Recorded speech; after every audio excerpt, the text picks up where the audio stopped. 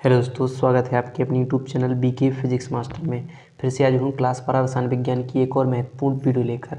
आज की इस वीडियो में हम 7 मार्च को होने वाले पेपर के लिए बहुत ही महत्वपूर्ण अभिक्रियाएं लेकर हाजिर हैं।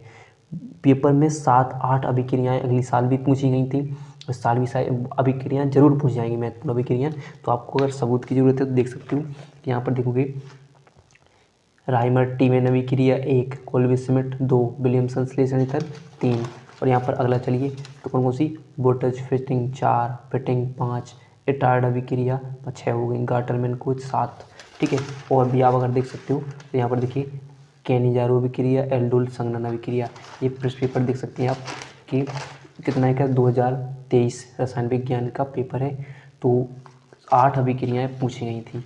तो आज मैं जो अभिक्रियाएँ आपको बताने वाला हूँ उसे ज़रूर तैयार कर कर जाइएगा। बोर्ड में आपकी 2-3 इनमें से जो पढ़ोगे आप 10 अभिक्रियाएँ बताने वाला हूँ, जिसमें आपकी 4-5 अभिक्रियाएँ, 5 से ऊपर हुई अभिक्रियाँ उसमें पूछी जाएंगी। बाकी क्या आप और अच्छे तरीके से तैयार कर लीजिएगा।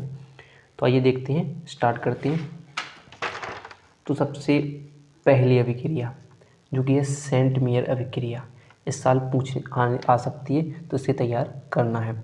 तो क्या होगी, क्यूप्रस लवण की उपस्थिति में नाविक रागी यानी CnBr-Cl- आदि डाईएजो समूह को डाईएजोनियम क्लोराइड से प्रतिस्थापित कर देते हैं तथा एरल हैलाइड बन जाता है। यह अभिक्रिया सेंट मेयर अभिक्रिया कहलाती है। तो यहाँ पर अभिक्रिया करके तो क्यूप्रस लवण जितने होंगे तो ये हो जाएंगे N2Cl आयन के द्वारा क्या होती है, प्रतिस्थापित करके नहीं CuCl2 + HCl की उपस्थिति में क्या बनाते हैं, तो एरल क्लोराइड बन जाएगा आपका, साथ में नाइट्रोजन गैस बन जाएगी।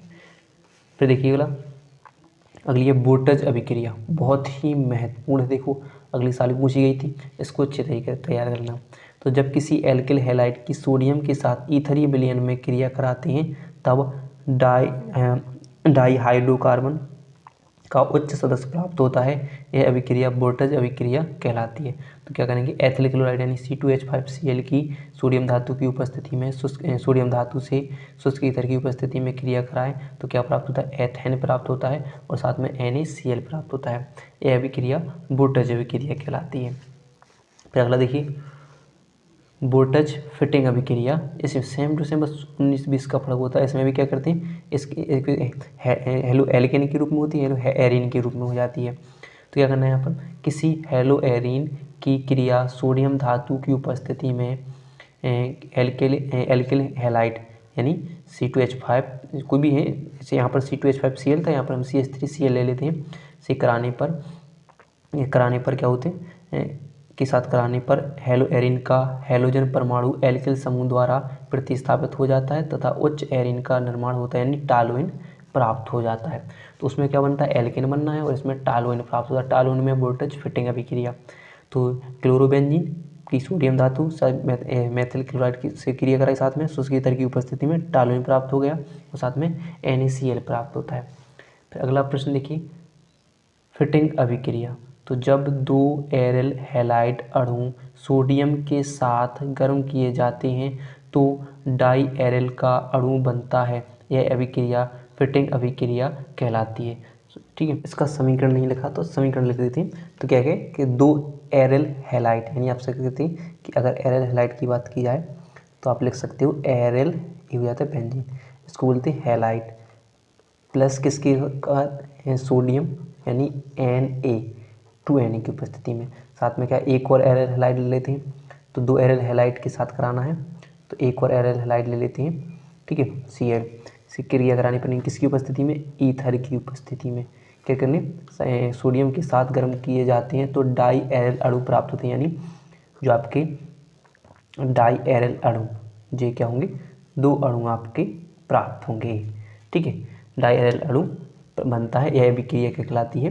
साथ में अगर आप और भी अगर इसको तोड़ना चाहो, इस Na टूट जाएगा तो क्या बनेगा, 2NaCl प्राप्त हो जाता है। ठीक है, अगर इसको वैसे सिंपल एल्केन के रूप में लिखा जाए C6H5Cl हो जाएगा प्लस 2Na प्लस C6H5Cl, अभिक्रिया ईथर हो जाएगी और क्या बन जाएंगे, C6H5 हो जाएंगे, 2NaCl हो जाएगा, ये बन जाएगी। ठीक है, फिर अगला देखिए हुंस-डीकर अभिक्रिया। तो क्या होगी, बसा अम्ल के सिल्वर लवण को क्लोरीन या ब्रोमीन के साथ CuCl4 की उपस्थिति में गर्म करने पर एल्किल क्लोराइड या ब्रोमाइड प्राप्त होता है। यानी सिल्वर C2H5COOAg यानी सिल्वर प्रोपेनेट की ब्रोमाइड यानी Br2 से CCl4 की उपस्थिति में कराने पर क्या बना, C2H5Br यानी एथिल ब्रोमाइड Ag यानी सिल्वर ब्रोमाइड, साथ में कार्बन डाइऑक्साइड गैस बन जाती है। अगला प्रश्न देखें, यह नंबर 6 राइमर टीमैन अभिक्रिया, बहुत ही महत्वपूर्ण अभिक्रिया है। तो इसमें क्या करना है कि फिनोल को यानी फिनोल की 76 डिग्री सेल्सियस ताप व जलीय सोडियम हाइड्रोक्साइड की उपस्थिति में क्लोरोफॉर्म से क्रिया कराने पर तथा प्राप्त उत्पाद का जल अपघटन कराने पर वलय के आर्थो स्थान पर एल्डिहाइड समूह का प्रवेश हो जाता है तथा मुख्य उत्पाद के रूप में सैलिसिल्डिहाइड की प्राप्ति होती है। जिस अभिक्रिया में सैलिसिल्डिहाइड बनता है वो राइमर टीमैन अभिक्रिया कहलाती है। तो हमने क्या किया, फिनोल की क्लोरोफॉर्म यानी जो क्या वो CaCl3 की सोडियम धातु की उपस्थिति में 76 डिग्री सेल्सियस पर अभिक्रिया कराई। ठीक है, इस सोडियम हैलाइड सोडियम क्या बना आपका, देखिए क्लोरोफॉर्म की से क्रिया कराने पर प्रथम उत्पाद के रूप में क्या बना था, आर्थो के स्थान पर एल्किल समूह प्रवेश कर जाता है। तो आर्थो के स्थान पर एल्किल समूह प्रवेश कर जाता है, एरल समूह, ठीक है, एल्डिहाइड समूह प्रवेश कर जाता है। यहाँ पर देखिए एल्डिहाइड कि किसके समय पर, आर्थो की जगह पर क्या हो, OH क्या होता है, एल्डिहाइड का समूह होता है। ठीक है, CHO एल्डिहाइड, सॉरी क्या होगा, CHO एल्डिहाइड प्राप्त हो जाता है। तो यहाँ पर बन गया जैसे सैलिसिल्डिहाइड प्राप्त हो जाता है। इसकी रिएक्शन कराते जाओ, एक एक Cl को हटाते जाना है। ठीक है, Cl2 CHOH चढ़ जाएगा, फिर क्या होगा CHOH हो जाएगा, फिर HCl। ठीक है, NaCl यहाँ पर माइनस हट जाएंगे तो सैलिसिल्डिहाइड प्राप्त हो जाएगा। ये सभी क्रिया को लिख लेना है। तो देखिए कोल्बे श्मिट अभिक्रिया हो जाएगी।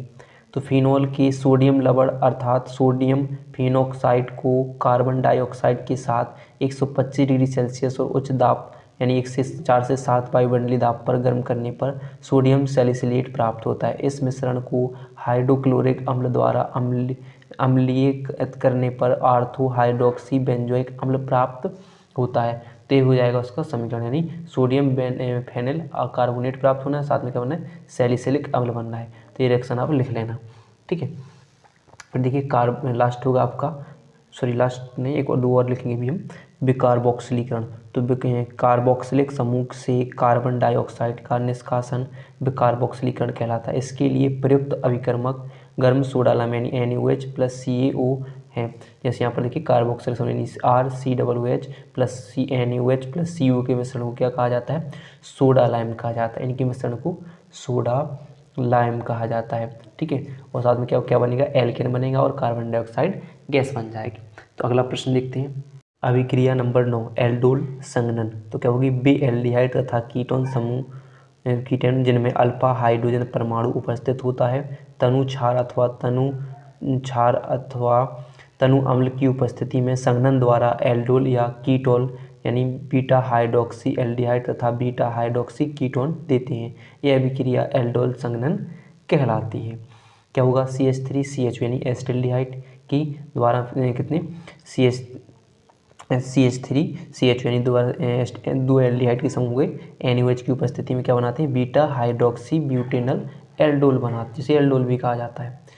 अगली अभिक्रिया है कैनेजारो अभिक्रिया। तो क्या होगी, बे एल्डिहाइड जिनमें अल्फा हाइड्रोजन परमाणु उपस्थित नहीं होता है सांद्र NaOH यानी सोडियम हाइड्रोक्साइड तथा KOH के साथ अभिक्रिया करके कार्बोक्सिलिक अम्ल का लवण तथा एल्कोहल देते हैं। यह अभिक्रिया कैनेजारो अभिक्रिया कहलाती है। यहाँ पर देखिए 2HC यानी आपका फॉर्मेल्डिहाइड हो जाएगा, HCHO प्लस NaOH अभिक्रिया क्या बनाएंगे, HCOONA बन जाएगा, यानी कार्बोक्सिलिक अम्ल का लवण एल्कोहल देते हैं और साथ में क्या बनाते हैं, मेथिल एल्कोहल और क्या होगी, कार्बोक्सिलिक अम्ल देते हैं।